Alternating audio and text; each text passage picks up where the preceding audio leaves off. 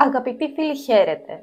Είμαι η Χριστίνα Λέτσιου, ειδική παιδαγωγός και ιδιοκτήτρια του Franchise Κέντρων Μαθησιακής Υποστήριξης και Ειδικών Θεραπείων Έξυπνη Ανάπτυξη.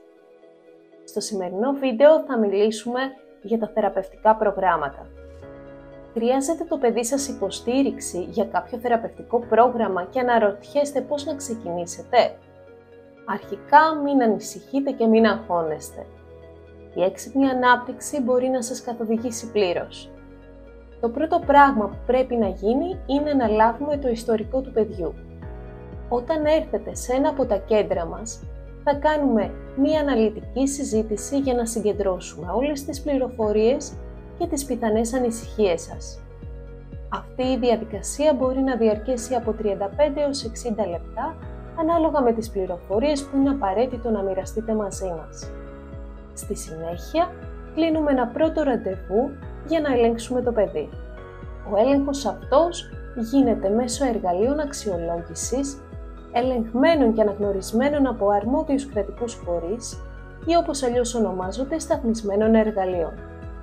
Παράλληλα, ο γονέας συμπληρώνει ένα ερωτηματολόγιο επίσης σταθμισμένο. Στη συνέχεια, τα αποτελέσματα από τον έλεγχο του παιδιού καθώς και τα δεδομένα του ερωτηματολογίου που έχει συμπληρώσει ο γονέας, αποστέλλονται στη διεπιστημονική ομάδα της έξυπνης ανάπτυξης, η οποία αποτελείται από έμπειρους θεραπευτές. Τα πρώτα αποτελέσματα της αξιολόγησης βγαίνουν άμεσα και σας αποστέλλονται περίπου μέσα σε 5 εργάσιμες ημέρες. Εάν κριθεί απαραίτητο, κλείνουμε ένα νέο ραντεβού μεταξύ των γονέων του παιδιού και του θεραπευτή. Η διεπιστημονική ομάδα στη συνέχεια συντάσσει την έκθεση αξιολόγησης, η οποία περιλαμβάνει όλο το πρόγραμμα που πρέπει να ακολουθήσει το παιδί αναλυτικά. Τίθενται οι μακροπρόθεσμοι και οι βραχυπρόθεσμοι στόχοι που πρέπει να επιτευχθούν, ούτως ώστε να ξεπεραστούν σταδιακά οι δυσκολίες. Επιμελούμαστε κάθε ανησυχία σας και παράλληλα σεβόμαστε την επιθυμία σας και το ρυθμό που θέλετε να εκτελεστεί το θεραπευτικό πρόγραμμα του παιδιού σας. Ενημερώνουμε αναλυτικά σε όλα τα στάδια του προγράμματος και συζητάμε μαζί σας το πώς μία δυσκολία ενδέχεται να επηρεάσει και άλλες πτυχές της μαθησιακής πορείας με σκοπό την άμεση πρόληψη και βελτίωση. Άλλα συχνά ερωτήματα που δεχόμαστε είναι το πόσο χρονικό διάστημα μπορεί να διαρκέσει μία θεραπεία. Γενικά, τι άλλο πρέπει να γνωρίσετε ως γονείς ξεκινώντας αυτή τη διαδικασία.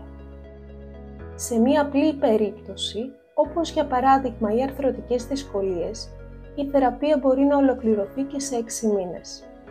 Οι πιο δύσκολες περιπτώσεις χρειάζονται έναν ετήσιο κύκλο θεραπείων, με επαναξιολόγηση στους 6 μήνες, όπου η πρόοδος του παιδιού αρχίζει να γίνεται εμφανής.